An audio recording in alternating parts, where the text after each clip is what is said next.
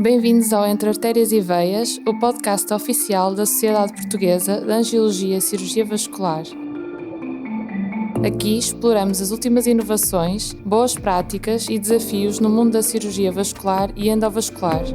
Eu sou a Leonor Baldaia, do Centro Hospitalar Universitário de Coimbra, e trazemos até si conversas com especialistas que estão a moldar o futuro da nossa especialidade. Prepare-se para momentos de inspiração, aprendizagem e partilha de experiências. Vamos começar. Antes de mais, queria dar as boas-vindas ao nosso convidado, professor Dr. Luís Mendes Pedro, do Hospital de Santa Maria, e agradecer a sua presença e participação com o tema Carreira a longo prazo, como desenvolver e manter investigação científica relevante a nível nacional e internacional em Portugal e como desenvolver uma carreira académica e científica de renome em cirurgia vascular. Neste sentido, vou começar por perguntar quais são os primeiros passos essenciais para uma carreira científica? Obrigado, Leonor. Obrigado pelo convite. Parabéns pelo projeto. Muito interessante. A carreira científica é algo que não faz muito parte dos nossos padrões tradicionais, nomeadamente na nossa área, mas isso, apesar de tudo, tem-se modificado bastante nos últimos anos e Hum, esta atividade na nossa especialidade é atualmente muito mais forte e muito mais consistente do que era, evidentemente, há uns anos atrás. Ainda assim, a carreira científica deve ser estruturada, e ela só vai acontecer com sucesso, se tiver exatamente essa estrutura. E o que é que eu quero dizer com isso? Hum, Antes de desenvolver qualquer atividade científica de qualidade, é muito importante que os intervenientes tenham conhecimentos de metodologia científica. E, portanto, aquilo que eu começaria por aconselhar aos jovens que estão a chegar a este mundo e que estão a desenvolver a sua atividade, e chama a atenção que não se trata só daquelas pessoas que têm ambição científica, trata-se de todos os internos que entram na nossa especialidade, porque a componente científica cada vez é mais valorizada e cada vez é mais avaliada no contexto da nossa especialidade. Essa também é uma mudança de paradigma atual. E, portanto, se nós queremos fazer algo de estruturado e de qualidade, temos que começar por ter formação em metodologia científica.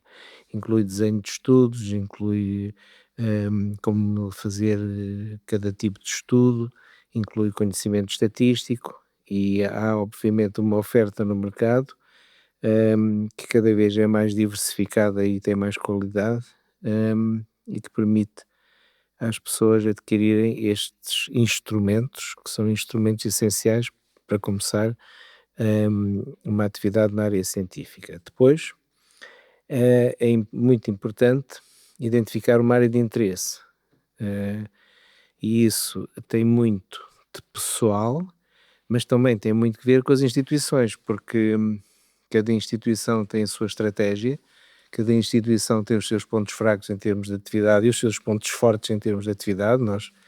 Todos nós sabemos isso em relação aos sítios onde trabalhamos, e, portanto, identificar áreas que tenham interesse do ponto de vista científico e em que haja lacunas de conhecimento, porque não tem interesse eu ir repetir aquilo que já foi feito 100 vezes.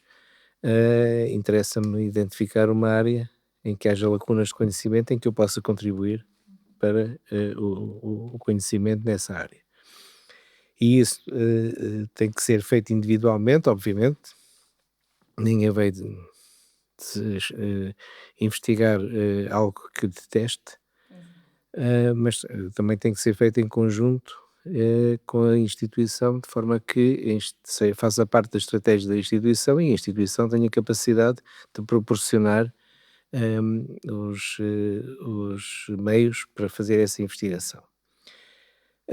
Depois é preciso publicar, e publicar também tem algumas nuances, aliás, bastantes nuances, mas sem publicação não há ciência, e a ciência que interessa é a ciência que está publicada. E portanto também podemos falar disso mais à frente se tiver interesse. Outra coisa que na minha opinião é muito importante no desenvolvimento de uma carreira científica atualmente é ter capacidade para desenvolver networking.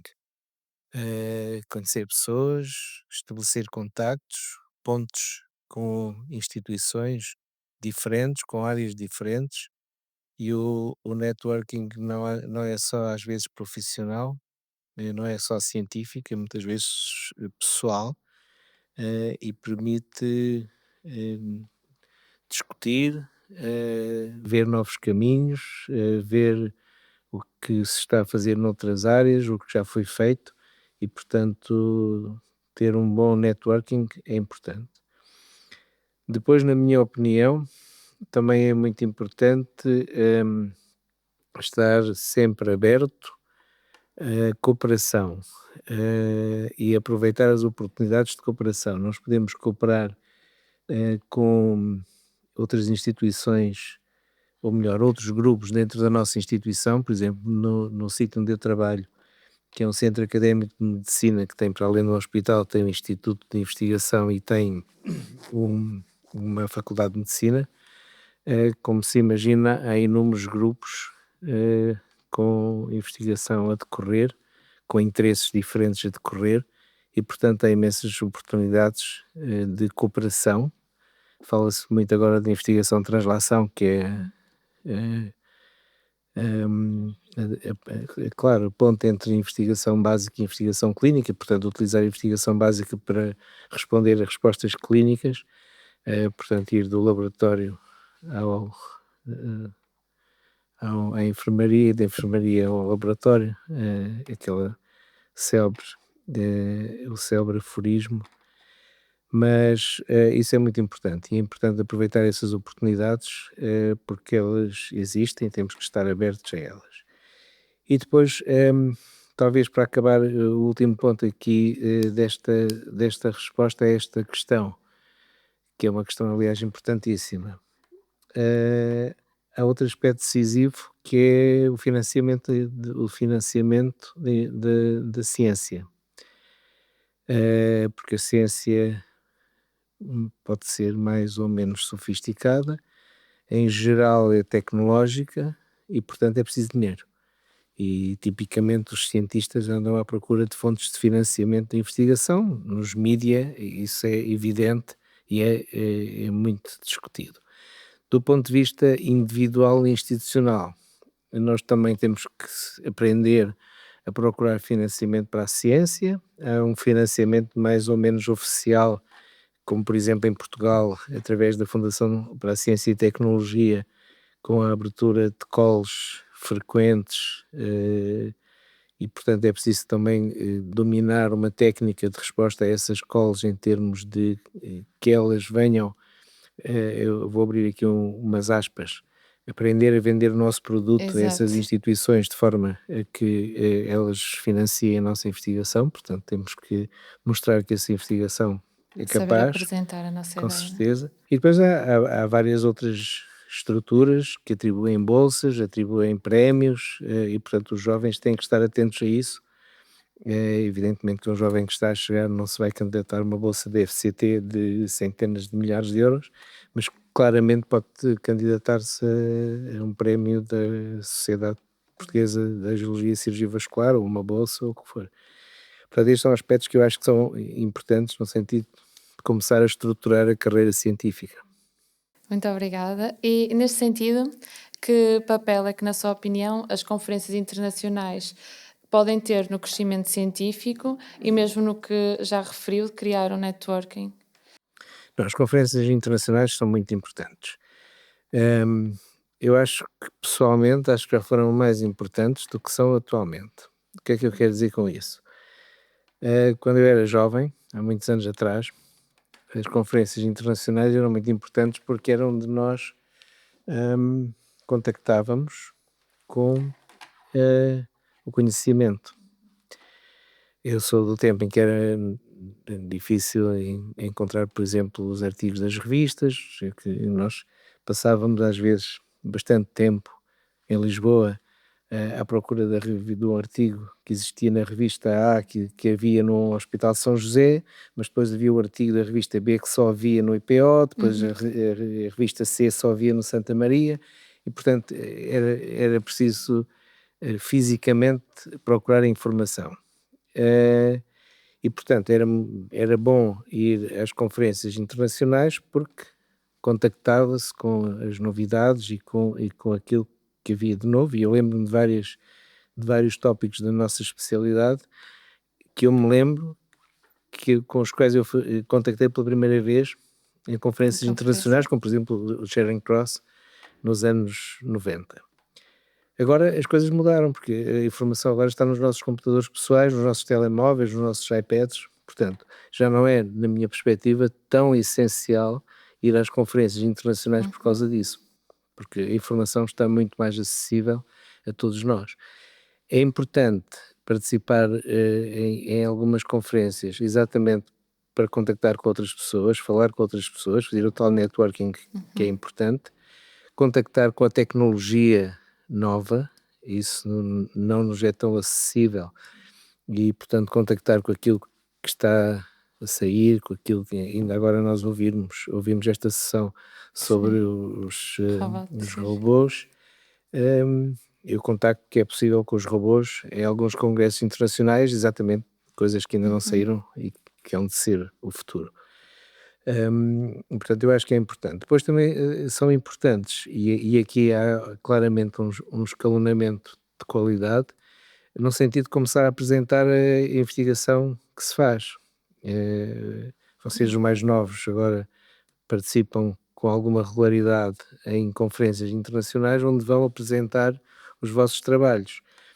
Claro que não começa por ser na sala grande, onde é apresentada a investigação de topo, mas as conferências também tiveram cuidado de se diversificar e de criarem áreas satélites onde os mais novos podem começar por apresentar trabalhos. Portanto, isso é muito importante, começar a apresentar a investigação a outras pessoas, aprender técnicas de exposição, técnicas de preparação de apresentações, dominar a língua inglesa é outro aspecto essencial, se quisermos ter uma carreira científica, muito importante. E por isso as conferências internacionais têm, fundamentalmente, na minha perspectiva, essas três importâncias. A primeira, networking; a segunda, apresentação, e começar a apresentar nessas conferências a nossa própria investigação, e portanto isso depois, à medida que se vai diferenciando, vai tendo cada vez mais Uhum. importância. E finalmente contactar com algumas novidades, nomeadamente na área da tecnologia, que é muito importante também na nossa vida. E na sua opinião, quais são as áreas de investigação mais promissoras em cirurgia vascular atualmente? Claro Eu que acho é uma que pergunta eu acho que subjetiva, não é? não, sim, é Mas subjetiva, mas é muito interessante. sim. Claramente isso também mudou. Há áreas que atualmente já não são muito interessantes do ponto de vista de lacunas de Uhum. conhecimento, embora haja lacunas de conhecimento, mas, por exemplo, se nós olharmos para a estenose carotídea assintomática, esta lacuna de conhecimento existe, este era interno há muitos, muitos anos atrás, e estas décadas todas de investigação permitiram saber mais, mas continuam lacunas de investigação, pelo que continuamos a ouvir discutir as mesmas questões de sempre, com as mesmas interrogações de sempre, basicamente. Bom, mas isto obviamente foi uma parte. A área que eu acho que está menos estudada na nossa área é a doença arterial periférica, por várias razões, eh, sobretudo porque os dentes são muito diversificados, há demasiados fatores de confusão, é muito difícil uniformizar populações e, portanto, é muito difícil fazer estudos comparativos de qualidade porque há muitos fatores que confundem Confundidores. os quadros clínicos. E, portanto, Uhum. é uma área que está na moda atualmente. Eu acho que está na moda mais pelas más razões do que pelas boas razões, ou seja, está na moda mais porque há muita pressão para introduzir nova tecnologia e novos Uhum. devices, novas formas de desobstruir vasos e de mantê-los abertos, mas não há muita perspectiva de preocupação com os resultados muito tardios, com a durabilidade, com o tratamento global dos doentes. o interesse maior atual na doença arterial periférica é sobretudo na introdução de nova tecnologia, acho eu. Mas de qualquer maneira, é uma área em que existe imensa lacuna de conhecimento científico e, portanto, é uma área que atualmente faz sentido Investigar. introduzir.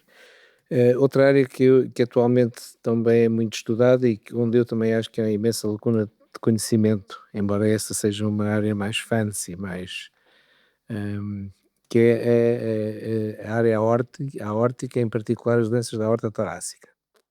Se nós olharmos Ok. para as guidelines, há guidelines de tórax, aorta torácica, arco, etc. Mas se repararem com atenção numa coluna das guidelines, na qual as pessoas geralmente não chamam a atenção, que é a coluna do nível de evidência. Porque nós olhamos para as guidelines e dizemos, isto aqui diz aqui que isto deve-se fazer desta maneira. Mas em quase todas as guidelines o que nós vemos é nível de evidência C. Nível de Sim, evidência C é a opinião de peritos. Portanto, não consenso. são estudos com um grande suporte científico. Portanto, a opinião de peritos ou estudos mais em baixo na pirâmide da evidência científica. E portanto aí eu acho que há uma lacuna, uma necessidade de conhecimento grande em termos de estudos comparativos, que aqui eu acho que são muito mais fáceis de fazer do que na doença arterial periférica, os estudos comparativos entre várias modalidades de tratamento, etc. Portanto, aqui também acho que é uma área interessante. Outra área e que eu acho que é interessante é a biologia da doença. A biologia da doença é o tipo, mais uma vez, é uma área de sempre, mas a interferência na biologia da doença, a sua compreensão e a intervenção na história natural de formas inovadoras, a biologia da aterosclerose, continua a ser importantíssima e uma área que que proporciona uma ponte natural com as ciências básicas e com estudos populacionais, com a intervenção de novos fármacos, etc. Portanto, uma área interessante. E já agora, acho que também há imenso papel, como em todas as áreas, para a relação da inteligência artificial, e da introdução da medicina dos grandes dados, do papel da intervenção da inteligência artificial na no suporte para as nossas, atuações clínicas e, portanto, claramente essa é uma área em expansão e uma área em que há imensa, possibilidade de aplicação. Na sua opinião, como é que é a melhor maneira de nós lidarmos com rejeições de artigos ou projetos de investigação em Tenho que publicação? lidar com a rejeição de artigos com humor, com simpatia, com espírito esportivo e agora fora de brincadeiras, Sim, tenho que lidar da seguinte maneira, tenho que olhar para os comentários dos revisores e tenho que, pensar nos revisores não como inimigos, mas como pessoas que leram a nossa investigação, geralmente com atenção e com detalhe, e que fazem comentários e sugestões e críticas que nós devemos utilizar para melhorar melhorar. o nosso artigo. E, portanto, utilizar isso para melhorar o artigo e submeter a outra revista. Exatamente. Isso quando se for rejeitado, nós conhecemos naturalmente alguns patamares de revistas. Se nós fomos rejeitados no patamar maior, temos que ir descendo um bocadinho a fasquia e Exato. submeter outra revisão, mas temos que fazer isso sempre acho eu, com desportivismo e com calma e com tranquilidade. Faz parte da vida do investigador, ter artigos Sim. rejeitados. E muitas vezes são comentários essenciais depois até Essenciais, para melhorar a evidentemente. nossa investigação. Claro que sim. Muito bem. E quais são os principais desafios na realização de investigação científica em Portugal? Tipicamente em Portugal nós, bem, vamos, focar aqui talvez na nossa área, porque senão, Sim, isso era uma pergunta demasiado vasta e com sim. implicações demasiado complexas, porque a ciência não vive isolada da sociedade, não vive isolada do ambiente político, não vive isolada do PIB do país. Pronto, na Claro. nossa área, o que é que eu acho? Eu acho que acho que nós melhoramos muito. Eu acho que a principal barreira provavelmente é a falta de definição, do que é tempo para investigação, tempo para ver doentes, tempo para descansar, tempo para a família, eh, ou seja, não é definido, que nós tenhamos um tempo protegido para fazer investigação em detrimento do tempo, para tratar doentes. Exato. E isso existe em muitos países, em que a investigação é mais estruturada que entre nós, porque nós continuamos, de uma forma geral, a ter que fazer tudo ao mesmo tempo. E isso é um problema, em primeiro lugar para nós, porque prejudica imensa qualidade de vida, porque há solicitações a todos os níveis e não é dito, agora podes tirar uma semana ou na tua semana tens um dia para fazer investigação e tens outros dias para ver doentes.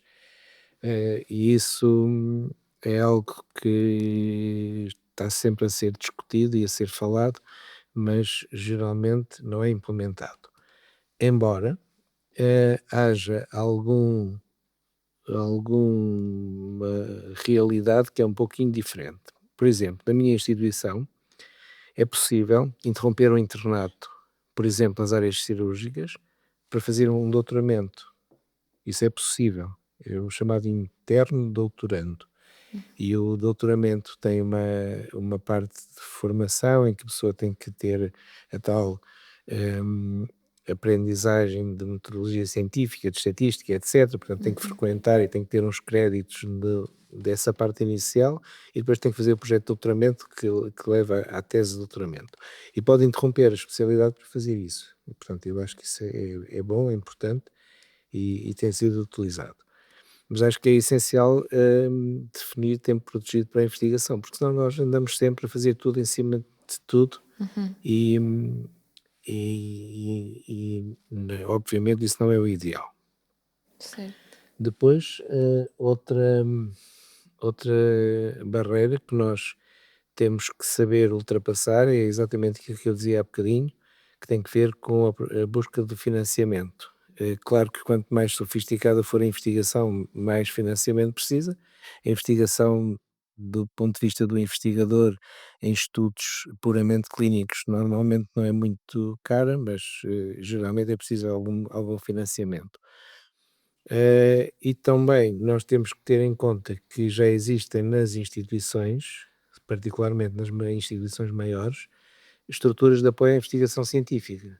Eh, ou seja, equipes profissionais que apoiam os investigadores. E nesse sentido, nós devemos aproveitar essas estruturas que existem, e utilizá-las, para nos apoiarem na nossa investigação. E isso ainda é mais importante, já agora, só para acabar, Sim. numa outra área de que ainda não falámos, que tem que ver com a área dos estudos clínicos. Os estudos clínicos é um outro mundo, que geralmente não são promovidos por nós, mas podem ser, são promovidos por instituições internacionais, nas quais as pessoas participam, há áreas que têm centenas de estudos clínicos em curso, e os estudos clínicos são importantes porque também são fonte de financiamento, quer para os investigadores, quer para as instituições. São por vezes muito importantes para os doentes. Há áreas em que isso é claro, como por exemplo as áreas oncológicas, que permitem aos doentes beneficiarem de fármacos ainda não no mercado e, portanto, estão em fase de desenvolvimento. E, portanto, as instituições têm todo o interesse em ter estudos clínicos e nós temos interesse em participar em estudos clínicos. O problema é que esses estudos clínicos geralmente são on top of, né? São para além de tudo mais, ainda temos os estudos clínicos, daí a importância destas estruturas de apoio à investigação, que as grandes instituições têm, no sentido de facilitar o trabalho burocrático e o trabalho administrativo. Agora, de encontro a essas estruturas de apoio, a próxima pergunta seria: qual é o papel das sociedades científicas portuguesas na fomentação à investigação? Vai um Então, pouco de aqui o papel, encontro. falando da nossa especialidade, não é? Aqui o Exato. papel da nossa sociedade tem sido muito importante, porque a muitos níveis. Em primeiro lugar, desde logo, porque permite uma exposição dos mais jovens à apresentação da sua investigação. E isso, se nós virmos o que era o programa do nosso congresso há 10 anos atrás e o que é agora, vemos que é uma diferença muito grande em termos da qualidade daquilo que é feito e daquilo que é apresentado. Portanto, isso é muito importante no estímulo e no desenvolvimento da investigação. Depois é também importante porque, mais uma vez, possibilita algumas fontes de financiamento através das bolsas, através dos prémios, e permite viajar, permite trazer financiamento para projetos de investigação, portanto, mais uma vez, um apoio relevante para os jovens investigadores. E portanto eu acho que o papel das sociedades é bom, é importante, já não falando de haver também uma plataforma de publicação da investigação, que é a revista, não é? Exatamente. E na sua perspectiva, qual é a melhor forma de tornarmos uma ideia inicial num projeto de investigação que seja viável? Uma ideia inicial tem que ter uma boa ideia inicial. Exato. Não basta ter uma ideia, é preciso ter uma boa ideia. E fundamentalmente que essa ideia tenha duas características. A primeira é que seja vá de encontro a uma lacuna do conhecimento, para fazer sentido ir procurar algo que não se conhece. E a segunda característica essencial é que seja uma ideia execuível, porque nós podemos identificar coisas que nós gostaríamos que fossem esclarecidas, mas se não ser execuível, não estar ao nosso alcance, esclarecer aquele aspecto. Portanto, isto são duas coisas absolutamente basais. A seguir, temos que transformar a nossa ideia num projeto científico, ou seja, desenhar um estudo correto do ponto de vista científico, que permita testar aquela hipótese. E para isso, geralmente, nós precisamos de apoio e devemos ter apoio das tais instituições, ou melhor, daqueles grupos que existem nas instituições de apoio à investigação científica, que nos ajudam a desenhar o estudo, qual é a forma mais correta de fazer, qual é a dimensão da amostra, estatisticamente como é que nós vamos olhar para os vários grupos que nós queremos estudar, homogeneizar os grupos, enfim, aplicar a metodologia científica à nossa ideia. Depois temos que ter financiamento, mais uma vez, e temos que ter apoio logístico, portanto temos que ter capacidade logística de testar aquela ideia, e isso pode ser mais complexo, menos complexo, portanto depende do que estivermos a falar. E depois temos que implementar. Mas eu acho que os passos essenciais são estes. E que barreiras podemos enfrentar ao tentar publicar em revistas científicas de renome internacionais? Então, a primeira barreira é a nossa investigação não ter qualidade suficiente para as grandes revistas. Se nós falarmos do topo da publicação mundial, na área médica, nós falamos essencialmente da Nature, da New England, da Lancet, revistas com muitas dezenas de fator de impacto. Há alguma tendência atual para essas revistas aceitarem, à partida, fundamentalmente, estudos de nível científico muito elevado, nomeadamente estudos randomizados e controlados, com muitos doentes, bem feitos, e, portanto, a primeira barreira é nós não termos material de qualidade para submeter essas revistas. E, portanto, ter a noção do que é que nós temos nas mãos é importante. Claro que podemos ter material muito bom nas mãos e ainda assim não ser aceito, mas isso, lá está, isso depende dos editores e dos revisores da revista. Portanto, eu acho que a principal barreira é essa, porque se nós tivermos material bom, e há vários exemplos no mundo médico português, se tivermos material bom, essas revistas acabam por publicar, enfim. Às vezes, nem sempre, mas não vejo que haja assim nenhuma barreira intransponível para além da qualidade científica. Obviamente que a avaliação dos revisores, os revisores são pessoas como nós, que têm os seus ambientes, as suas relações, o seu networking, e obviamente nós conhecemos algumas situações em que há barreiras que transcendem a qualidade científica, mas quer dizer, acho que não nos podemos A focar nisso, principal. nessas coisas que fazem parte da sociedade em que vivemos e temos que nos focar fundamentalmente na qualidade de trabalho que temos. Muito bem. Já falou um pouco sobre este tema, mas podemos explorar um bocadinho mais. Que impacto considera que tem a colaboração entre diferentes instituições no sucesso de um projeto de investigação ou até mesmo entre diferentes grupos dentro da mesma instituição? Não, isso para mim é muito importante, e ainda bem que foca isso, porque é uma oportunidade para falar aqui de uma questão eh, que é a realização de estudos multicêntricos. E eu acho que está na altura em Portugal, nomeadamente na área vascular, de nós começarmos a olhar para a realização de estudos multicêntricos. Porque se nós, e mesmo assim, do ponto de vista de estudos puramente clínicos, eh, essa provavelmente vai ser a única hipótese no futuro, e mesmo assim nós já vamos tarde, porque aquilo que nós estamos a assistir agora é a estudos, para além de multicêntricos, multinacionais. Por exemplo, na área aórtica nós estamos a associar estamos a observar agora a existência de,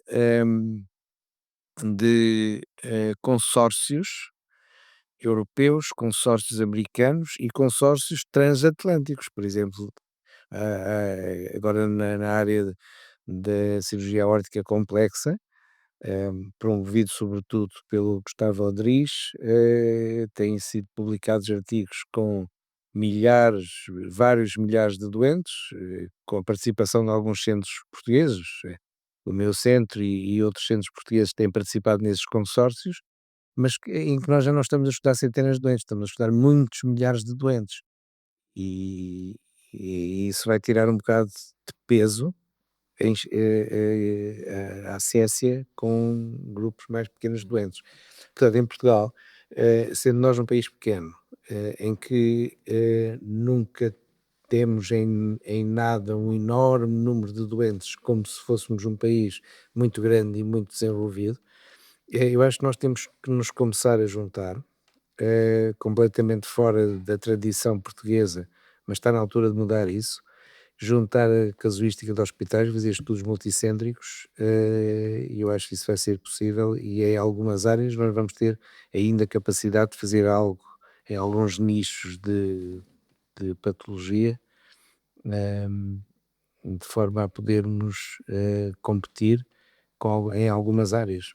Mas claramente está na altura de colaborarmos mais e a sociedade aí acho que tem um papel potencialmente importante no sentido de promover mais colaborações entre várias instituições. Então, agora para terminar, já falamos um pouco sobre este assunto, mas queria saber a sua opinião. Se é possível e de que forma é possível conciliar uma carreira académica e científica com a prática clínica? Isso é possível, claro que sim. Ehm, Geralmente à custa de algum esforço pessoal e de muita dedicação, porque, como nós sabemos, a atividade cirúrgica e a atividade clínica são muito eh, consumidoras de tempo e de energia, ainda mais na nossa área, em que frequentemente existem urgências, existem doentes que requerem cuidados imediatos, existem complicações e, portanto, tudo isso implica um esforço pessoal grande nessa área. E para além disso, se nós quisermos desenvolver uma carreira académica, nós temos que desenvolver uma carreira científica eh, inerente e necessária para desenvolver essa carreira académica. Por carreira académica, nós entendemos geralmente a ligação a uma universidade. E a ligação à universidade, do ponto de vista de carreira, começa geralmente numa fase em que as pessoas são assistentes, a certa altura fazem o seu doutoramento, e a partir daí poderão ser contratados por uma universidade e passar a ser professores. Nessa altura são professores auxiliares, mais tarde, geralmente por concurso, passa a professor associado. Também a certa altura do processo existe um passo chamado agregação, que varia consoante as instituições, e a partir do qual se passa a professor geralmente associado ou auxiliar com agregação, e isso é indispensável para depois, mais tarde, ser contratado por concurso para professor catedrático. E, portanto, esta é a carreira académica que implica, para além da parte científica de que já falamos, implica uma ligação ao ensino pré e pós-graduado. E, portanto, claro que é possível desenvolver essa carreira, mas, apesar de tudo, a maioria das pessoas não faz, porque, entre outros aspectos, porque isso é extremamente consumidor de tempo e de energia que, legitimamente, muitas pessoas preferem utilizar de outra maneira. Mas claro que é possível e claro que quem tiver interesse só tem que trabalhar, investigar, publicar, ligar-se a uma universidade e ter uma ligação académica e progredir na carreira. Isso, obviamente, é possível, é desejável. As universidades precisam, os serviços precisam, os líderes da especialidade tipicamente promovem muito e estimulam muito este tipo de carreira, mas nem sempre acontece às vezes, Claro. mas é desejável. Muito bem, então assim terminamos. Resta-me agradecer novamente ao professor Luís Mendes Pedro a sua participação no podcast. Obrigado. E a partilha de conhecimento que, de certo, vão ser fundamentais para muitas pessoas na área da cirurgia vascular. Obrigado por nos acompanhar neste episódio de Entre Artérias e Veias, o podcast oficial da Sociedade Portuguesa de Angiologia e Cirurgia Vascular. Esperamos que tenha encontrado inspiração e novas ideias para a sua prática clínica. E não se esqueça de subscrever o podcast e de partilhar este episódio com colegas e amigos da área da saúde vascular. Voltamos em breve com mais temas e convidados que marcam a diferença. Até lá, cuide bem das suas artérias e veias.